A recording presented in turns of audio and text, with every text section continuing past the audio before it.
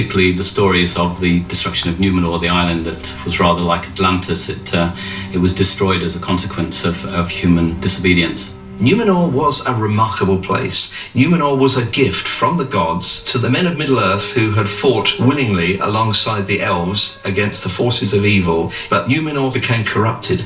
Their kings became arrogant. Their kings tried to take eternal life from the Valar. The Valar didn't like that. And in the end, the Númenóreans, they set up an armada to invade the Undying Lands and take immortality by force. And Numenor is ultimately drowned by the wrath of God. Only the faithful, those who had remained true, were rescued and saved. Isildur, who is mentioned several times, and his father Elendil were among those survivors.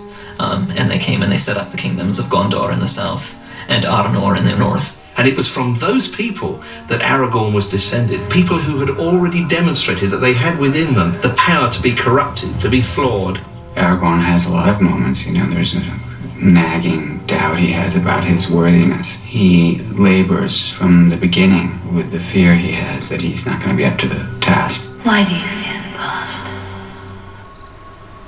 You are Isildur's heir, not Isildur himself.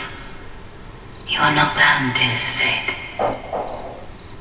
The same blood flows in my veins. Aragorn had all the qualities of this ancient civilization, and he was very aware of the problems of power and of misusing power and of being disobedient. So here is Aragorn representing a race of people whose origin is gone, has been wiped from the face of the earth, is no more. Like Atlantis, it was sucked down into the depths of the ocean. Now, the concept of being overwhelmed by the sea is placed in the book because of something that was very personal to Tolkien. From childhood, Tolkien recalled having a terrible nightmare, a recurrent dream of a great wave coming in over green fields, engulfing the land. Now, in The Lord of the Rings, he actually gives this to Faramir. And Faramir is said to have this recurrent dream. In the movie, this is actually shifted and given to Éowyn. I dreamed I saw a great wave, climbing over green lands and above the hills. I stood upon the brink. It was utterly dark in the abyss before my feet. And the reason we gave it to Éowyn is simply because we wanted to use it. We couldn't find how to use it with Faramir.